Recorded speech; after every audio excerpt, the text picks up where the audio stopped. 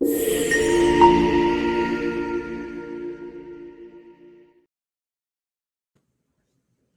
pessoal, tudo bem? Começa agora o Talks Online, o programa em que trazemos especialistas para debater temas de impacto para a sociedade. No episódio de hoje, a gente vai abordar uma doença hematológica rara chamada hemoglobinúria paroxística noturna, ou HPN. A HPN acontece quando há um comprometimento nas células formadoras de sangue, as hemácias. E daí que surge o sinal mais característico, que é a urina escura. Sintomas como fadiga intensa, palpitações e dificuldade respiratória fazem parte do quadro da HPN. Ela também está associada a sintomas graves, como anemia e risco de trombose. Por ser uma doença rara, a HPN traz desafios para quem vive com a condição, tanto em relação ao diagnóstico, já que a maioria dos seus sintomas são inespecíficos, também como a jornada de cuidado. No programa de hoje, a gente vai receber e vai falar um pouco do panorama dessa condição, inclusive com uma novidade: o lançamento de um white paper com dados em diversas frentes. Antes de apresentar os meus convidados, vale um aviso importante para vocês assinarem o canal e ativarem as notificações para não perder nenhum vídeo. Esse Futuro Talks Online tem o apoio do Crônicos do Dia a Dia, Casa Hunter e Abrale.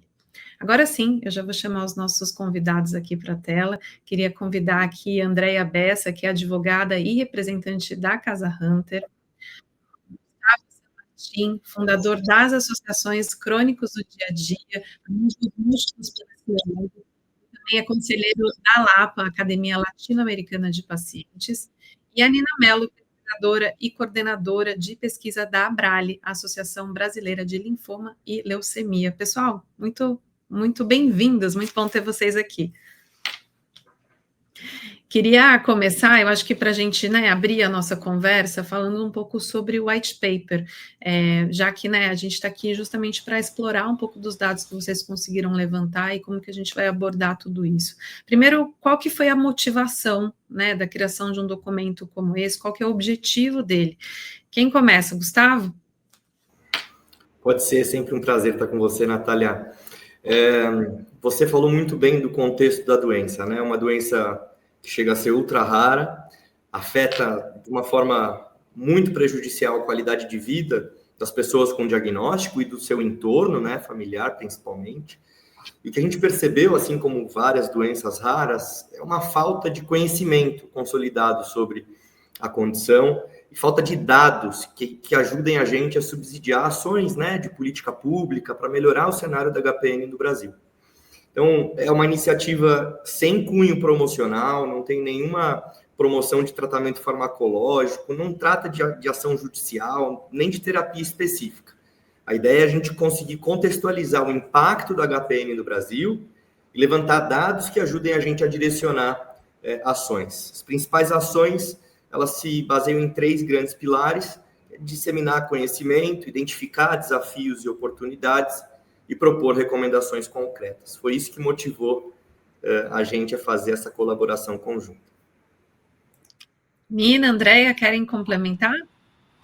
Sim, claro, mas antes disso, agradecer aqui esse espaço, Natália, meus colegas hoje, né, de conversa, Andréia, Gustavo.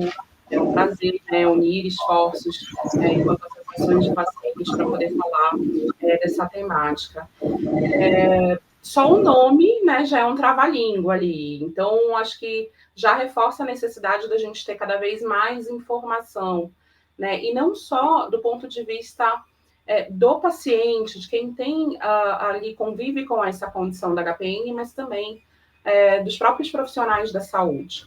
Ao longo do nosso bate-papo, eu acho que a gente vai falar dos principais desafios que a gente levantou, né, nessas diversas frentes aí de dados, que um dos principais pontos é esse desconhecimento até mesmo de quem está ali tratando da doença, né, seja para descobrir, para ter o diagnóstico, ou até mesmo para acompanhar, né, depois de já diagnosticado. Então, eu acho que a grande motivação é essa, né, trazer mais informação, falar, e cada iniciativa que vai contribuir para a informação é super bem-vinda.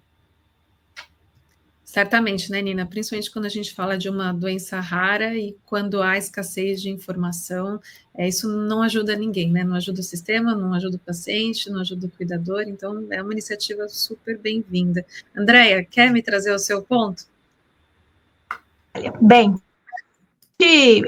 parabenizá-la aí pelo evento e pela proposta, né, de cada dia trazer um debate diferente, trazer discussões que são essencialmente importantes para toda a sociedade, né? O Gustavo, como ele bem disse, né, nossa motivação realmente é dar uma visibilidade a uma doença que ela é ultra rara, ela é uma doença complexa. E o objetivo do documento, esse trabalho conjunto com essas principais entidades, né, que têm o conhecimento sobre os pacientes, a jornada desses pacientes, é a gente disseminar mesmo esse conhecimento, identificar quais são os desafios, as oportunidades, propor recomendações baseadas nessas melhores evidências que conseguimos levantar, né, de diagnóstico, principalmente de qualidade de vida desses pacientes. Então, assim, trata-se de um esforço colaborativo. A criação de um white paper, assim, para transformar esses dados, né, que são dispersos, às vezes uma associação tem um dado, a outra tem outro, então a ideia realmente é um documento que reúna todas essas informações, né, e que elas possam ser utilizados pelos profissionais de saúde, na jornada do paciente, ampliando o acesso, elevando a qualidade de vida de quem vive com HPN no país. Então, é mapear esses gargalos, né, na jornada e no sistema de saúde. Excelente. Agora, eu fiquei com uma curiosidade, acho que é interessante vocês trazerem isso logo aqui no começo da nossa conversa, né? Qual que foi a metodologia que vocês utilizaram na construção desse white paper, né? Quais foram os dados considerados? Se vocês usaram rede social, com quem, né, vocês conversaram? Como que foi essa elaboração? Olha, Natália, assim como a gente vem reforçando desde o começo, foi uma colaboração das 3 organizações, né? E cada um de nós, como a Andrea disse, tinha um pedaço do dado. O que a gente fez foi integrar essa análise, né? E aí juntar dados quantitativos, dados qualitativos de cada uma das instituições e transformar isso em recomendações. A Abrale tem um estudo muito legal, super importante, que avalia, faz uma análise sociodemográfica da HPN no SUS, né? Então traz dados de DataSUS de 2018 até 2022. Depois a Casa Hunter construiu a jornada do paciente com HPN no Brasil, através de grupos focais e entrevistas individuais com pacientes. A gente aqui na CDD desenvolveu essa mesma jornada, só que com base nos depoimentos espontâneos das redes sociais. Então, sim, a gente usou também redes sociais, uma metodologia chamada netnografia, é uma adaptação da etnografia para os ambientes digitais, sejam redes sociais e Google, e aí também, obviamente, para uma parte de contextualização científica, literatura científica acadêmica. Então, a gente tentou suprir qualquer uma das pontas que faltariam se não estivéssemos todos na mesma mesa discutindo os nossos dados. É como se fosse, né, Gustavo, assim, só complementando, Natália, reunir, eu acho que a expertise de cada uma das organizações, né, nesse tipo de levantamento. E aí falando um pouquinho sobre os dados ali do panorama, né, dos dados da epidemiologia. Então, hoje a gente consegue ver um cenário ali via a saúde pública, via SUS, né, pegando as principais bases de dados do sistema de informação ambulatorial, de internação e etc. E aí a gente consegue ter um recorte do que é feito do ponto de vista de tratamento, né, do que é disponibilizado para esses pacientes. E as outras frentes vêm ali para validar essas informações, né? Então, qual que é o impacto da distância percorrida? Então, ali com o depoimento dos pacientes feito pela Casa Hunter, os pacientes vão poder falar desse impacto, né? Ali também as percepções que são utilizadas em comunidades, em redes sociais, também validam todas essas informações que a gente olha de uma forma, coloca uma lupa ali um pouco mais distante, né? Então, como o Gustavo bem disse, isso tudo complementa para a gente ter um retrato mais fidedigno e que retrate aí essa realidade tão desafiadora, né, da HPN no Brasil. Natália, no caso, a Casa Hunter, ela realizou um levantamento qualitativo, né, da jornada real do paciente com HPN, desde o primeiro sintoma até o diagnóstico, acesso ao tratamento e impactos na vida, né? Então, foram entrevistas individuais, de grupos focais, como o Gustavo bem falou. Depois, nós realizamos alguns eventos para poder debater esses dados e verificar se eles condiziam com a realidade, em qual proporção, né? Então, assim, a gente teve achados-chave dentro desse estudo, né? Desde análise de atraso, diagnóstico. Então, assim, foi um levantamento realmente qualitativo, não só quantitativo, né? Porque quando a gente fala de raros, é importante que se diga, né, que não dá para você falar tanto de um estudo de quantidade, né? Mas sim um estudo de qualidade. Então, esse foi o principal foco nosso na metodologia, na qualidade do estudo. Eu estou aqui imaginando que com essa união de forças, né, de vocês e dos dados e das características, provavelmente esse é o principal, maior, o mais qualificado documento que tem todas essas informações, tentando trazer toda essa jornada do paciente, né, do início ao longo do tratamento. Uma curiosidade que eu acho que aí a gente também começa a trazer isso um pouco para a nossa audiência, explicar um pouco do perfil do paciente com HPN, né, como que é o perfil sociodemográfico dos pacientes no Brasil, se eles são concentrados em regiões específicas ou se eles estão distribuídos. Aí a gente começa a contar um pouquinho dessa história aqui para a nossa audiência. Bom, do ponto de vista epidemiológico, né, então a gente está falando de uma doença ultra rara, não tem uma epidemiologia hoje oficial do ponto de vista governamental, então daí a necessidade da gente levantar esses dados. E o que a gente identificou com esse panorama do DataSUS, né? Então, nesse período estudado, de 2018 até 2022, a gente tem cerca de 464 pacientes em tratamento no Sistema Único de Saúde. Desses, um pouquinho, né? Um pouco mais da metade, 53%, são do sexo feminino, com uma idade média aí, né, na faixa etária de 30 a 39 anos, ou seja, são adultos jovens que estão ali contribuindo para a sociedade, né, ali no seu ápice do mercado de trabalho, etc. Então, isso já é um insight que a gente traz de quão é importante a gente olhar, né, para essa jornada. No entanto, a gente tem uma predominância maior de procedimentos a nível ambulatorial, no estado de São Paulo, tá? Cerca de 25% do estado de São Paulo, seguido ali dos estados de Paraná e Rio Grande do Sul, né? Aí você me pergunta, será que tem mais diagnóstico nessas regiões? Não sei te dizer, mas a gente pode ter também uma questão de subdiagnóstico nas outras regiões onde, né, a gente sabe que tem uma infraestrutura menor de saúde, acesso mais limitado a profissional de hematologia, acesso a exames específicos para esse diagnóstico e etc. Né? Isso dá uma série de insumos para a gente poder discutir e pensar quais são as causas que isso, né, que levam a gente a ter um aumento dessa incidência nas regiões Sul e Sudeste. E eu acho que agora valeria a gente trazer um pouco desse contexto, né, Nina? Porque como é diferente, né, assim, a forma do diagnóstico, ou talvez porque há um subdiagnóstico, ou porque a gente tem lugares com centros mais especializados, como você disse, eu queria que vocês me trouxessem um pouco de quais são os sintomas desse paciente, né?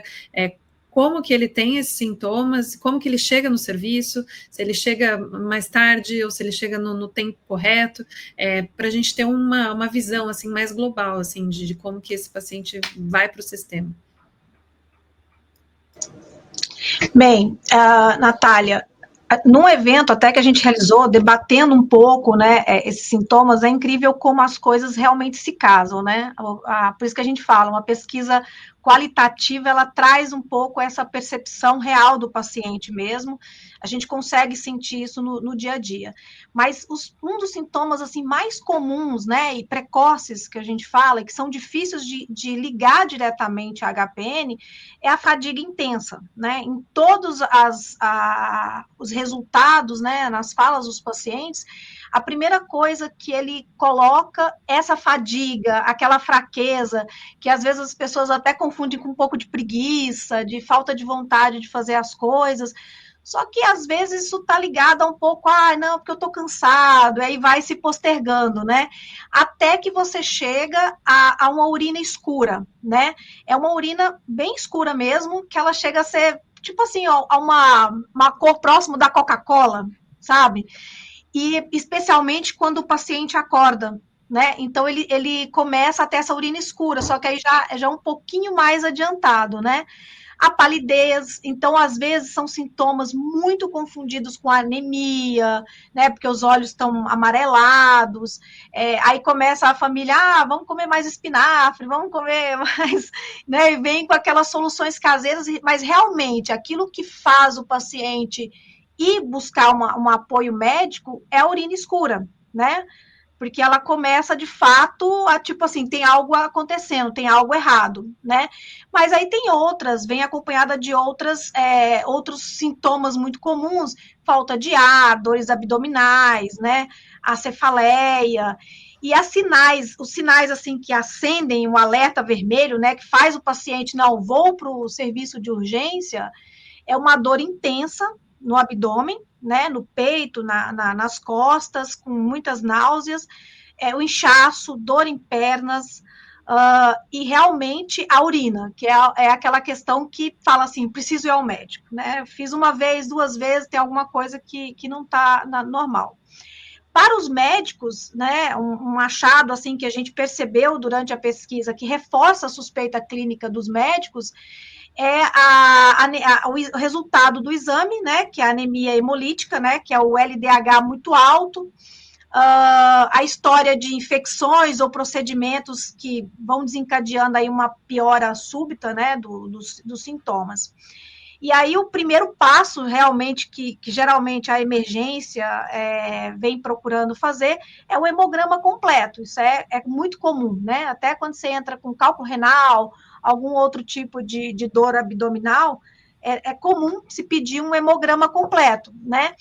Aí, somente diante de alguma suspeita, e aí que a gente percebeu durante as pesquisas que demorou-se a chegar a essa solicitação, que é o exame de citometria de fluxo. Esse demora um pouco mais para se chegar a esse pedido, né? Então, primeiro vem o descarte de várias outras possibilidades, investigação, até chegar a essa citometria, que aí sim chega-se à possibilidade do diagnóstico de HPN. E se você me permite também complementar, Natália, pelo fato, né, desse sintoma aí da fadiga que a Andrea muito bem colocou, que é unânime a todos os pacientes, nessa idade, ali, o adulto, ele confunde muito com a rotina pesada de trabalho, ele vai postergando isso. E às vezes é comum também ele ter esse diagnóstico associado a outra condição de saúde, tipo uma anemia plástica e tal, e aí ele tem ele não vai procurar, né? Ele tá ali com a fadiga, não procura saber o que ele tem, não procura médico, e aí ele tem uma outra condição que leva ele a um serviço ou a um pronto-socorro, a um médico, que daí sim ele chega lá, poxa, mas aqui tem alguma coisa errada, né? E aí vai se investigando o que é, né? Quais são as possibilidades. Mas é muito comum, sabe, ele ficar ali por um período, até por muitos meses e até por anos, convivendo com aquilo sem saber o que ele tem, né? E aí fica ali numa debilidade, e, enfim, muito grande. Isso é realmente um ponto muito desafiador dessa etapa da jornada, né? O diagnóstico. Complementando, e agora... Natália. Claro, vai lá. Só reforçando a questão da fadiga, a gente tem que pensar na fadiga, não aquela que todos nós já sentimos, né? A gente tem uma tendência a banalizar alguns sintomas quando são sintomas corriqueiros, né, no nosso dia a dia. Então, cansaço a gente sente, né, depois de um dia de trabalho, depois, enfim, de uma noite mal dormida. Mas a questão é que ainda que tenha um dia leve de trabalho, ainda que consiga dormir muito bem, essa fadiga ela persiste, tem uma conexão direta com a questão da anemia, né? E tem uma questão social dessa percepção da fadiga, que geralmente nós estamos falando de um adulto jovem aqui. É esse adulto jovem que está estudando para o vestibular e passa a noite em claro. É esse adulto jovem que começou num novo trabalho, quer se mostrar ali produtivo. Então, existe essa confusão. Quando essa confusão retarda muito o diagnóstico, como a Nina e a Andrea já comentaram, é importante destacar que a gente tem consequências graves, né? Então, nós podemos falar aí de complicações graves da falta do diagnóstico, acidente vascular cerebral, AVC, falência hepática. Por isso que é muito importante, e a Andrea fez aqui uma menção que ela parafraseia os pacientes, quando ela fala uma urina cor de Coca-Cola. É assim que os pacientes se referem à própria urina. Então, essa é uma associação muito comum no ambiente de HPN, associar a urina à cor de Coca-Cola. Quando essa urina escura é maquiada por outras coisas, como a Nina disse, e tarda a fechar um diagnóstico, a gente tem, infelizmente, essas complicações que eu trouxe aqui. Então, Gustavo, a AVC e falência hepática são complicações possíveis desse atraso de diagnóstico. A Andrea foi trazendo para mim um pouco do ponto a ponto dentro dessa jornada, mas em termos de tempo, a gente sabe quanto tempo eles demoram para receber esse diagnóstico? Assim, existe aquele tempo médio? Sim, existe. A gente conseguiu perceber com o levantamento junto aos pacientes, as mulheres aproximadamente 20 meses e homens aproximadamente 5 meses. Então, assim, desde os primeiros sintomas até o diagnóstico, né, tem um pouco essa diferença. As mulheres demoram um pouco mais e os homens é uma base aí de 5 meses. Quando a gente fala num cenário expandido nacional, Natália, a gente pode chegar entre 1 até 3 anos, tá? Então, a Andrea traz aqui muito bem esse dado, quando ele já está bem encaminhado, de certa forma, no sistema. Mas, para aqueles que demoram para fazer as correlações, a gente percebe de 1 a 3 anos do tempo de diagnóstico. E acho que um ponto sem falar, né, Natália, que eles passam aproximadamente por 3 médicos até ter esse diagnóstico, né? Até ter essa confirmação. Isso conversa um pouco com a minha próxima pergunta. Eu gosto muito de trazer nas conversas os desafios de acesso. Antes da gente falar de acesso a tratamento específico, eu queria falar do desafio do acesso ao diagnóstico, né? Então, eles podem ter essa média aí, né, de 1 a 3 anos, dependendo de se você está mais ou menos encaminhado, ou de 5 a 20 meses, como trouxe a Andrea. Mas eu queria entender se essa jornada do diagnóstico é muito diferente entre setor público e setor privado. Quem tem convênio consegue ter uma jornada um pouco mais rápida, quem está na saúde pública não, ou o fato de ser uma doença ultra rara, os serviços estão realmente concentrados no serviço público. Me contem um pouco, assim, de como que é isso. É claro que há uma diferença, né? Principalmente quando a gente fala, a Andrea citou na citometria de fluxo, que é um exame ali específico para esse diagnóstico. E do ponto de vista de acesso, né, no SUS, isso ainda é um problema, né? Mas quando a gente fala de informação e conhecimento, até na saúde privada a gente tem problema. Né? Então, até um médico, a Andrea falou que ele passa ali por 3 especialistas, 3 especialidades médicas. Então, até um médico, muito provavelmente ele está com uma fadiga, vai em primeiro momento num clínico geral, que daí vai encaminhando. Então, até ele chegar num hematologista e que vá ali despertar também para uma HPN, porque a fadiga, ela se confunde com várias outras doenças hematológicas. até cânceres, né? Linfoma, leucemia, etc. Então, até ele suspeitar ali que pode ser uma HPN, se ele não tem, por exemplo, o sintoma específico da urina escura, pode ser milhões de outras coisas, né? Então, sim uma dificuldade. A gente tem hoje uma necessidade não atendida de médicos hematologistas que têm uma distribuição também geográfica, uma concentração geográfica em eixos de sul e sudeste. Então, uma pessoa, né, seja de plano de saúde ou privado, em norte, nordeste, até mesmo centro-oeste, ela vai ter essa dificuldade, tá? Então, quando a gente fala de informação, eu coloco aqui que há esse problema no diagnóstico em ambos os sistemas, claro, com um impacto muito maior ali, num despertar, né, de indício do que pode ser. Quando você está na saúde privada, você já começa a fazer, obviamente, todos os exames ali necessários. E no SUS você tem um pouco mais de demora para ter acesso a esses exames. Citometria de fluxo, mielograma, biópsia de medula, né? Então, todos esses a gente ainda tem dificuldade em realizar no sistema público. Posso complementar, Natália?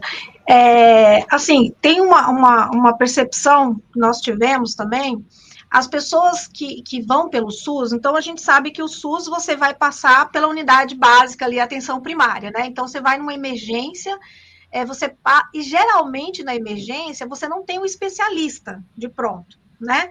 Então o paciente passa por aquele atendimento geral, onde por diversas vezes, e aí a gente pode dizer que grande maioria das vezes, né, quase praticamente 100% dos pacientes, eles vão ter um diagnóstico básico ali de, tipo, você está com anemia, vamos tomar esse remédio, ele não vai estar com um especialista, e nem é encaminhado diretamente a um especialista, né, ele demora um pouco, ele faz o retorno na rede, então vamos pensar em SUS, a gente está falando de retornos aqui de 3 a 6 meses, para a própria unidade primária, né?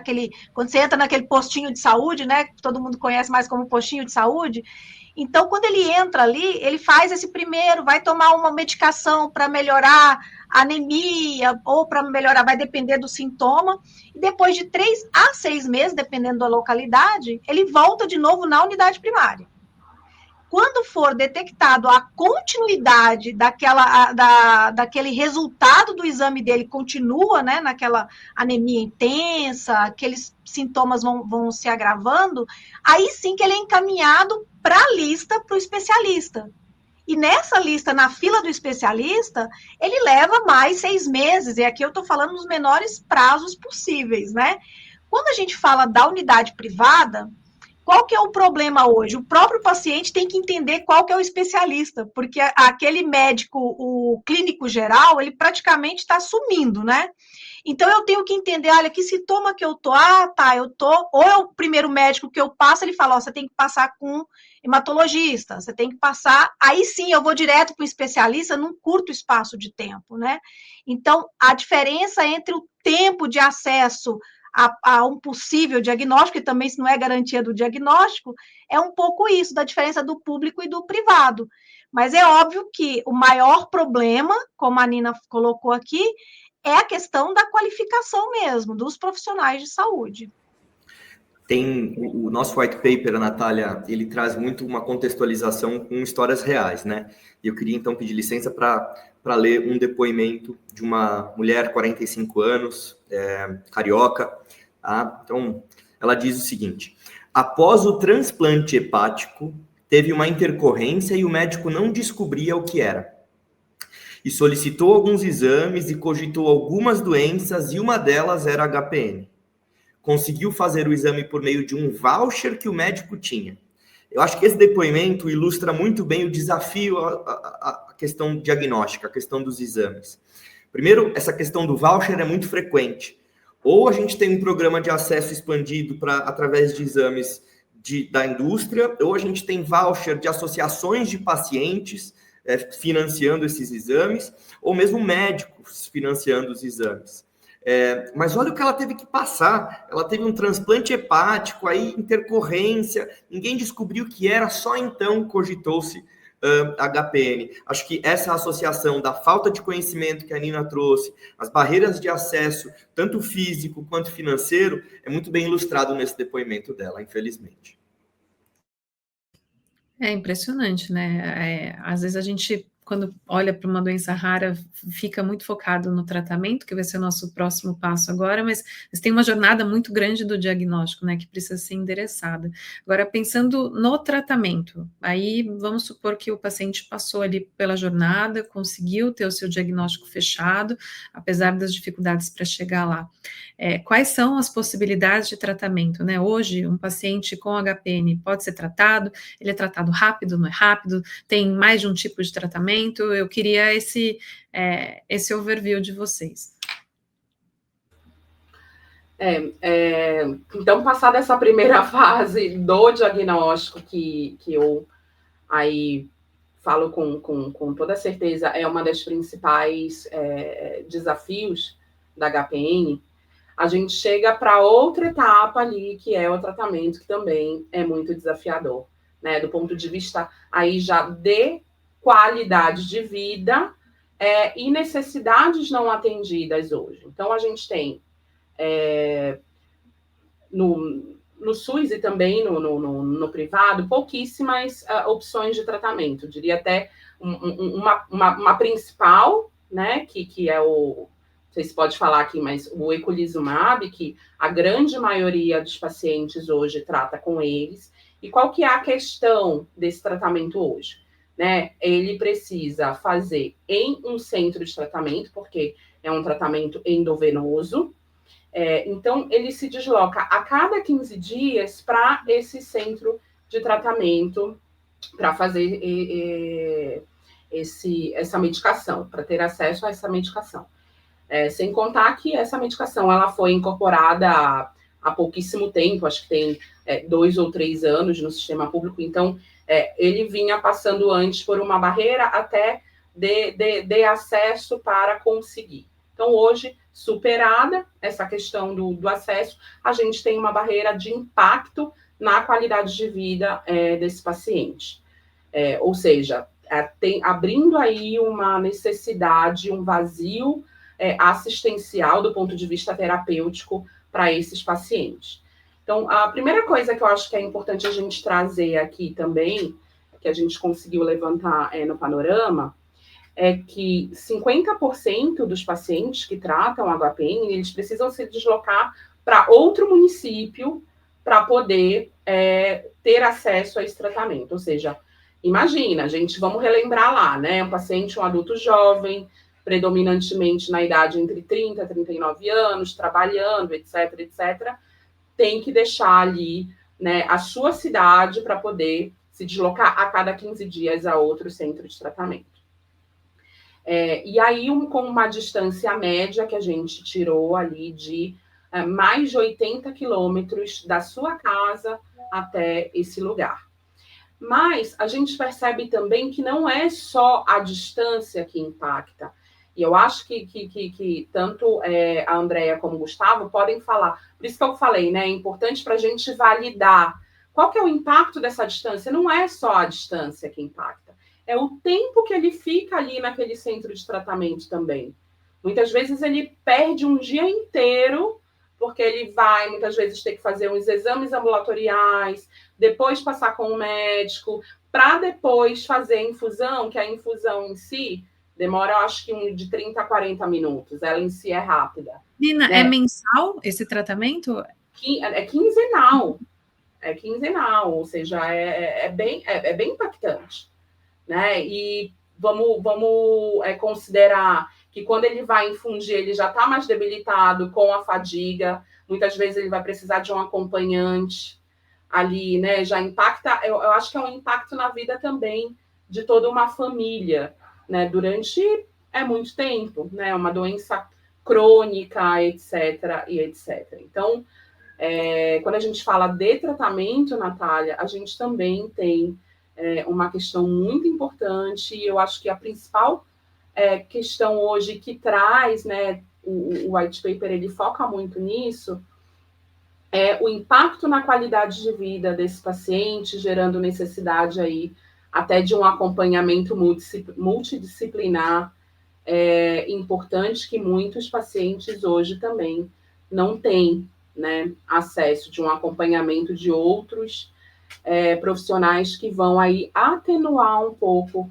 dessa jornada com a HPN.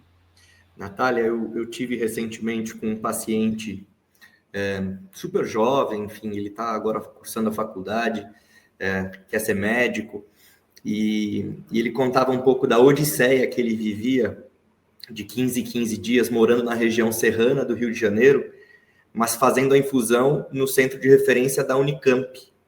Então ele saía da região serrana do Rio de Janeiro, ele não conseguia dirigir, menor de idade, os pais tinham que parar de trabalhar, o pai e a mãe acompanhavam ele, por quê? Porque um ia dirigindo quase 4 horas e meia e o outro voltava dirigindo mais 4 horas e meia. Então de um dia de 24 horas, quase 10 horas já eram perdidas só em deslocamento. Isso não estamos falando nem da infusão. Esse é o impacto da questão de a gente ter hoje disponível no SUS apenas 2 tratamentos e essencialmente infusionais. Então, a Nina citou o eculizumab, a gente tem também o ravulizumab, mas que cai na mesma questão da infusão e do desafio do acesso à infusão, dada a discrepância entre necessidade e disponibilidade de centros de referência.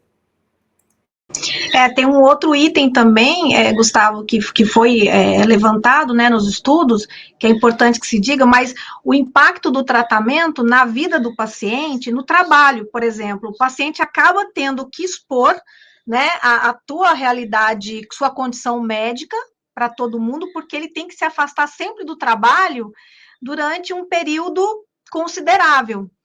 Isso tem gerado um pouco uma discriminação no ambiente de trabalho do paciente, por conta que todo mês, 2 vezes, no mínimo, né, quando ele não tem deslocamentos grandes, ele tem que faltar ao trabalho para fazer esse tratamento. E ele também tem muita dificuldade, por exemplo, você imagina viajar, levar o medicamento, então, assim, são barreiras que para a gente, eu pegar o carro e fazer uma viagem, é coisa simples. Para esses pacientes, é toda uma logística que ele tem que pensar, né? Então, mas assim, não podemos deixar de lembrar que a incorporação dos tratamentos para HPN, né, no SUS, foi uma vitória dos pacientes, porque nós temos aí diversas doenças raras que ainda não estão incorporadas e não vão ser incorporadas por questão de análise de custo, né? Não por questão de análise de evidência médica, mas sim por questão de custo. E vários estão sem tratamento, e a HPN conseguiu essa incorporação. Mas hoje acho que o SUS ele tem que pensar no paciente como um todo, não só como tratamento médico, mas o paciente como humano, como um ser da sociedade. Ele trabalha, ele tem seu lazer. Então, como que eu posso incorporar tudo isso, né? Porque isso traz um retorno para a sociedade, traz um retorno econômico, de mão de obra. Então, falta um pouco, a gente vê nos dados que falta um pouco essa integração, né? Não basta a incorporação, mas integrar toda uma estrutura e qualidade de vida desse paciente dentro do contexto. E outra coisa super importante dentro desse contexto é o impacto econômico nessas famílias, né?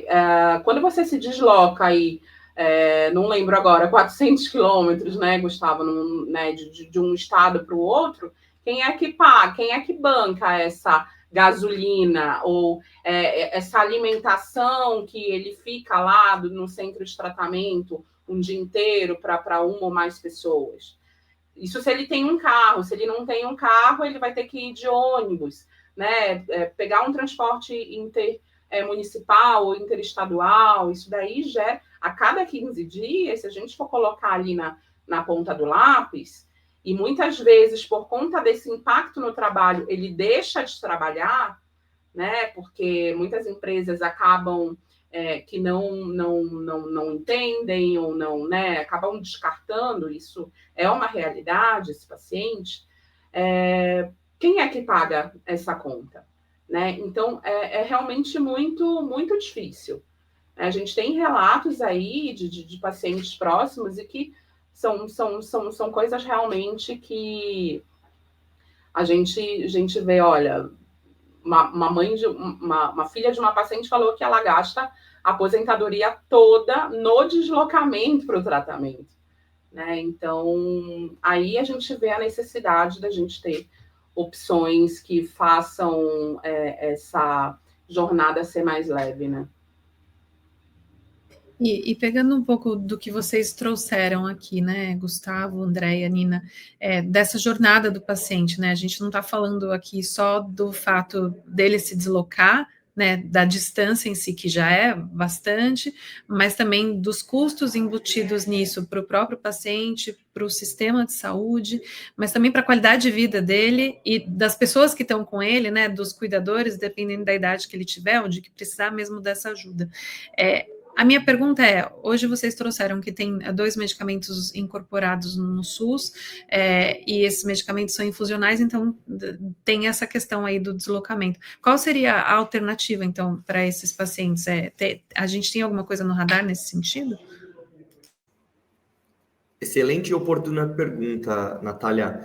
A gente tem o iptacopan, ele não é infusional, pelo contrário, então você faz aí via oral, e é muito tranquilo de você se tratar.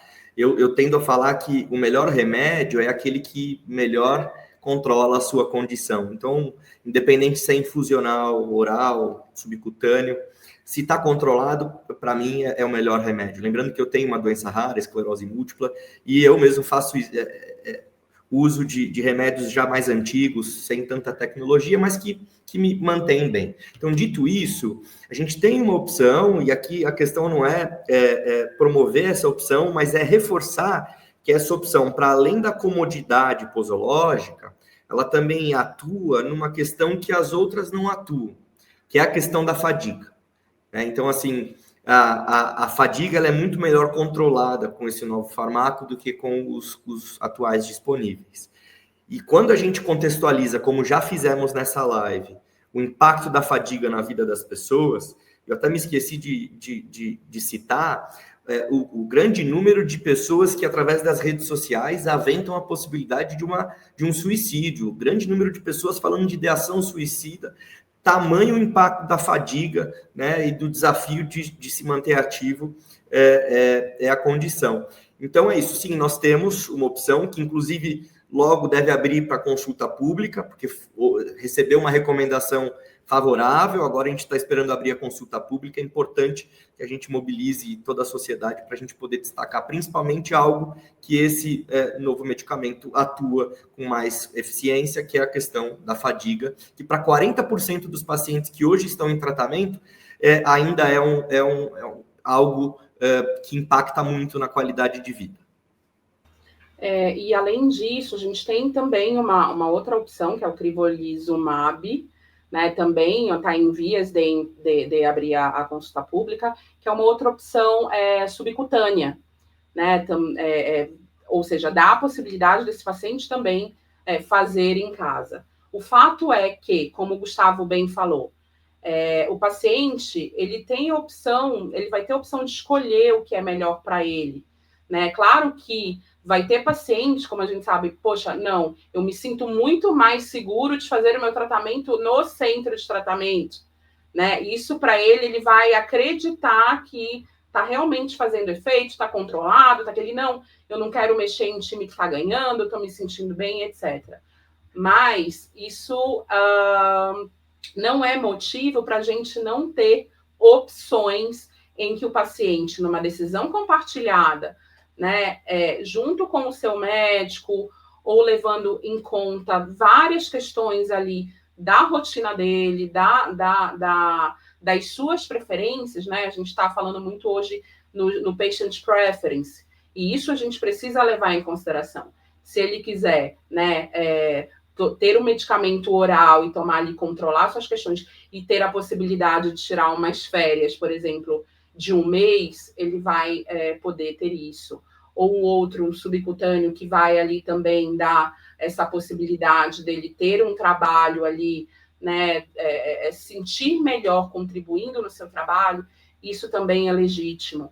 Então, eu acho que enquanto associação de pacientes, claro, levando em consideração vários aspectos de custo-efetividade, de sustentabilidade do sistema, mas que vai beneficiar essa necessidade, essa demanda não atendida de terapias para esse grupo de pacientes, a gente vai ali e vai apoiar, né? Independente do que, qual vai ser a indicação e do que ele vai escolher ali para a vida dele.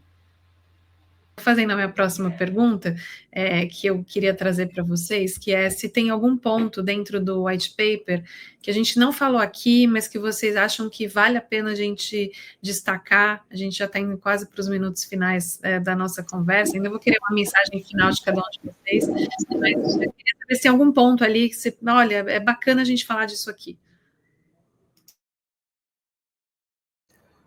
Olha, talvez eu não seja a pessoa a fazer esse comentário, o lugar de fala está mais para a Andréia e para a Nina, mas acho que a gente trouxe aqui a prevalência maior em mulheres, enfim, mas o white paper ele traz um impacto que vai para além do diagnóstico, vai para as questões de gênero.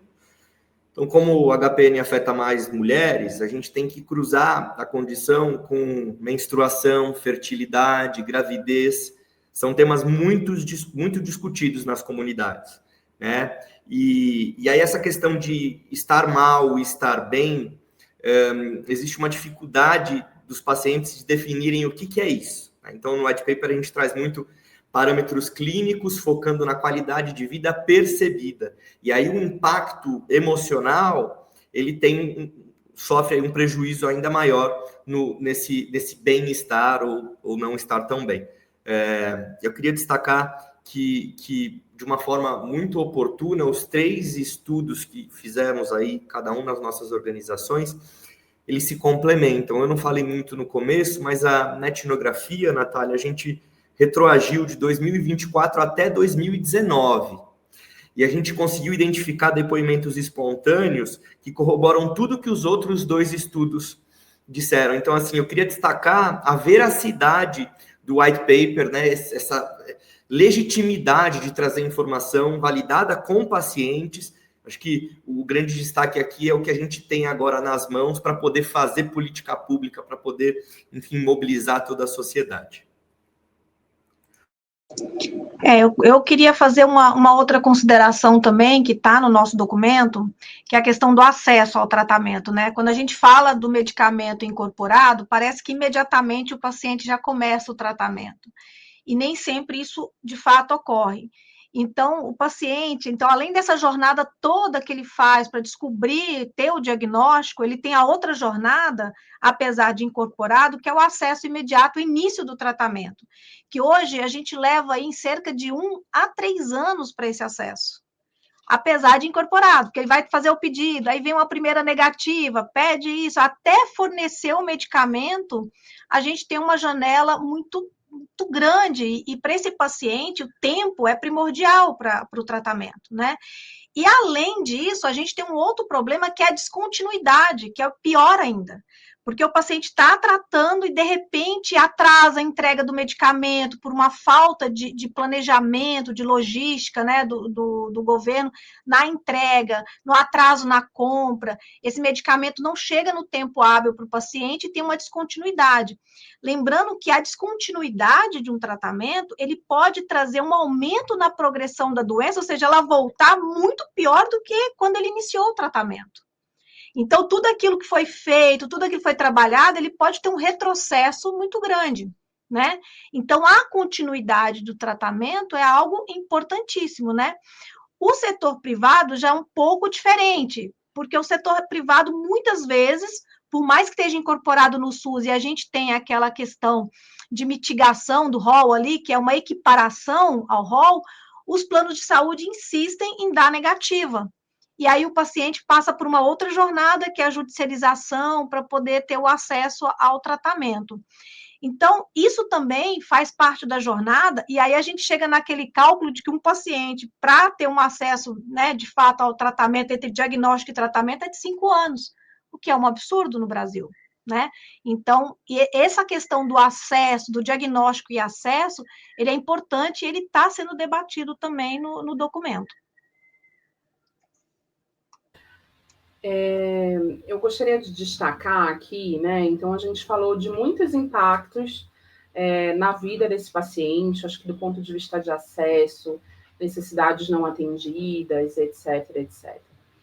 Mas tem um ponto, um aspecto, que talvez a gente não consiga chegar de uma forma concreta, que é o aspecto até emocional dessa pessoa, né? Então, muitos sentem a necessidade de um apoio muito mais especializado de outros profissionais aí dentro dessa jornada. Então, quando a gente fala de uma condição crônica, né, não é só aquele médico especialista que vai tratar aquela condição. Muitas vezes ele precisa de outros profissionais envolvidos para poder trabalhar todas essas questões. Então, acesso ao psicólogo, a um nutricionista. Então, foi muito falado isso, o white paper, ele traz isso como uma recomendação, reforçando essa necessidade, né? E aí não só para esse paciente, mas também um apoio emocional, até mesmo familiar, nesse caso, né? Para esse familiar entender um pouco. Então, muitas vezes tem relatos de pacientes que acabam dizendo assim, poxa, eu descansei essa noite inteira, né? Mas acordei de manhã, continuo me sentindo cansado, e eu fico intimidado de falar ali para a mãe, para o cônjuge, para o pai, que ainda continua cansado. Então, ele entra ali, né? Vai até o seu limite para poder também mostrar para aquela pessoa que ele está bem, né? Então, isso tudo acaba trazendo um impacto emocional muito grande. Então, diante de todas essas questões que a gente falou, de impactos de distância, trabalho, etc., etc., veio essa recomendação nessa coletânea de informações que a gente teve, dessa necessidade de acesso à equipe multidisciplinar. Eu queria, primeiro, agradecer demais vocês. Vou passar para vocês me trazerem mensagens finais, porque eu acho que isso é muito importante, mas antes de eu devolver a palavra, agradecer de verdade por vocês dividirem com a gente todas essas informações que são fundamentais, parabenizar também, porque quando você vê, né, 3 entidades, da importância de vocês unindo esforços, né, para trazer os melhores dados em prol dos pacientes, é muito legal ver isso acontecer. Então, acho que, imagino que tem um trabalho de bastidor bem grande para esse resultado vir à tona. Então, queria, de novo, agradecer a presença e vou passar para vocês se despedirem e dar mensagens finais para quem acompanhou a gente até agora. Quer começar, Gustavo? Pode ser. Natália, você é parte dessa estratégia de unir as forças, né? Através do Futuro da Saúde, que a gente, então, torna público o white paper, e vou ficar muito, muito feliz de ver o desenrolar das próximas ações em prol dos pacientes. Eu queria, como uma mensagem final, e aí, como uma pessoa que tem uma condição rara, cujo principal sintoma também é a fadiga, na esclerose múltipla, o principal sintoma é a fadiga, HPN também. Quando a gente fala em fadiga, é uma fadiga incapacitante. Eu tive poucas vezes na minha vida essa fadiga incapacitante. Mas quando eu tive, eu não conseguia pronunciar as palavras. Minha língua enrolava, eu não conseguia falar. Então, de fato, tem um impacto muito grande na saúde emocional, na produtividade, e é aqui que eu quero destacar. A gente tem uma tendência a fazer avaliação de tecnologia em saúde, olhando o impacto apenas na saúde, como se o cidadão ele fosse compartimentado. Mas, na verdade, a gente tem que trazer para a discussão, tá, as questões, e aí eu falo até para além da HPN, as questões de perda de produtividade desse paciente, seja através do presenteísmo ou absenteísmo. A gente tem que trazer o prejuízo na saúde mental, então, um número elevado de pacientes em ideação suicida.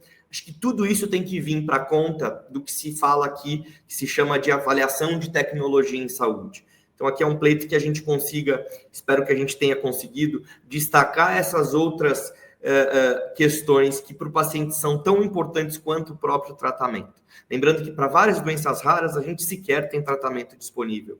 Então, se da mesma forma que para doenças que não têm tratamento disponível, a principal intervenção é em foco em qualidade de vida, que a gente não deixe de lado também para doenças raras que têm tratamento, esse olhar de qualidade de vida, porque importa sim, importa muito. É isso que eu queria trazer. Muito obrigada, Gustavo. Vou passar agora para a Andréia. Natália, vou reforçar o que o Gustavo falou, né? Porque realmente o seu papel aqui para a gente é fundamental. Vocês acompanham o debate no dia a dia, vocês realmente trazem aquela finalidade do jornalista, né? Que é trazer para a sociedade o debate, chamar a sociedade a esse debate ao bem comum. Hoje, o que a gente percebe, as associações, a gente está vivendo um momento onde a sociedade, os pacientes estão sendo colocados contra a sociedade em geral. Então, por que eu digo isso? A discussão hoje que tem sido colocada a todos é tipo assim, olha, esse paciente, o custo dele pode vacinar uma cidade inteira, né? E não é isso o papel de um governante, né? Não é colocar um contra o outro e dizer, olha, eu não posso priorizar um paciente em prol de uma cidade inteira que eu posso vacinar. E a discussão está sendo colocada assim. E não a discussão de que todos têm direito à vida. E como que nós vamos resolver isso, né? Então, é isso que a gente tem chamado a atenção. A gente sabe das dificuldades, nós sabemos da limitação orçamentária, mas como que nós podemos, juntos, discutir da melhor forma de se resolver isso. E não simplesmente dizer, você não vai ter tratamento e você morre. Nós estamos falando de doenças que elas não são só incapacitantes, elas são doenças que vão levar à morte. Eu dizer para essa pessoa, quando eu não dou o acesso para ela, que você vai morrer. Entendeu? É a mesma coisa de eu te condenar à morte, só esperar o tempo, você ir para o corredor da morte, literalmente é isso. Então, nós temos que trazer essa discussão como sociedade. Como que nós vamos resolver isso? Como que nós vamos resolver o problema do financiamento? Né? Então, hoje essa é a grande questão colocada, e o que eu chamo a atenção de todos hoje é essa. Não é um problema seu ou dele, é um problema nosso. Não existe A contra B, existe um problema da sociedade. Existe um problema C, que é de todos nós. Então, essa é a maior mensagem que a gente pode passar hoje, que a Casa Hunter tem tentado investir assim, socialmente realmente, nisso, de dizer para todos, vem junto com essa luta, por isso que a gente se alia às melhores práticas, às melhores associações, estamos aqui com a Brale, com a CDD, e com todas as outras, né, que quiserem participar desse movimento, de realmente reunir toda a sociedade em prol de todos, tá? E agradecer imensamente mesmo o teu papel como jornalista, o papel do Futuro da Saúde, que sempre que a gente abre ali o e-mail, tem uma mensagem, tem uma discussão, eu acho isso extremamente importante, sabe? Chama atenção para assuntos que às vezes eu não estou acompanhando, eu falo, nossa, está acontecendo isso. Então é extremamente importante o papel de vocês, agradecer imensamente mesmo o que vocês têm feito pelas raras, então é muito importante. Até 2014 a gente não conseguia nem uma notinha de 2 linhas, né, Gustavo? Era super difícil, e hoje vocês conseguiram, de fato, inserir a gente, dar essa visibilidade e voz a esses pacientes, que não são poucos, são 13 milhões. Obrigada, Natália. Obrigada a todos. Obrigada, Andréia. Nina, as tuas mensagens finais. Nossa, o que falar, né? Eu acho que é só reforçar o que já foi dito. Bom, agradecer. Eu acho que o Futuro da Saúde ele se consolidou hoje como um grande aliado aí nas pautas da saúde e né, nas doenças raras aí, dando luz, né? E voz, né, a quem antes não tinha, e trazendo pontos que precisam ser pensados, pontos debatidos, não é? Um olhar ampliado, né? Um olhar de senso comum, uma discussão aleatória, não, é uma discussão realmente qualificada, trazendo e colocando os atores necessários aí para discutir. Então, isso, nossa, é sensacional. E no nosso caso aqui, eu acho que a mensagem que fica é que a reunião de esforços de entidades de stakeholders que estão aí com o mesmo objetivo, em prol da mesma coisa, que é beneficiar o paciente ali na ponta, eu acho que é o caminho. Né? Ficou bem claro aqui essa iniciativa do White Paper, juntando o que há de melhor entre cada uma das organizações, né, para a gente poder levantar esses esforços e contribuir para o que está no âmbito, né, de cada um contribuir. Eu acho que é sem dúvida o maior ganho desse projeto. Né? E eu não tenho dúvida de que o que tiver ao nosso alcance, em cada um, né, de nós, das nossas instituições, a gente vai continuar fazendo. Esse trabalho, como o Gustavo falou, ele não termina aqui, eu acho que é o pontapé inicial, né, de dar luz a esse white paper. Eu acho que a ideia é continuar desdobrando em todos os espaços em que a gente, né, tiver inserido, para isso, né, dar a voz a quem nesse momento não tem aí, né? No caso de doenças raras, a gente é um exemplo disso. Então, a gente precisa realmente somar esforços. E, por fim, né, não adianta a gente planejar, não adianta a gente discutir e pensar em ações sem dados, sem insumos. Né? E aí, não adianta a gente falar que o diagnóstico da HPN é difícil sem a gente ouvir esse paciente, sem a gente saber quanto tempo ele leva, sem a gente saber esses meandros e ter um recorte dessa realidade para poder, aí sim, né, saber onde atuar, né, de forma mais assertiva e objetiva.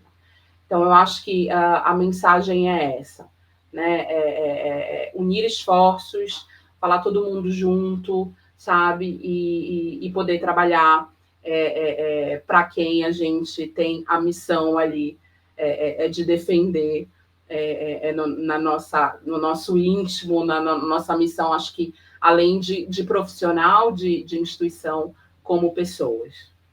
Muito obrigada mais uma vez a todos. Muito, muito obrigada. Queria agradecer demais, Gustavo, Andréia, Nina. Foi um grande prazer, de verdade, tê-los aqui, ouvir e aprender com vocês. Então, queria agradecer também muito a você que acompanhou a gente até agora, ouviu, entendeu dessa conversa, e acho que vale muito a pena, né, se aprofundar nesse assunto. Então, muito obrigada, gente. A gente se vê. Até a próxima.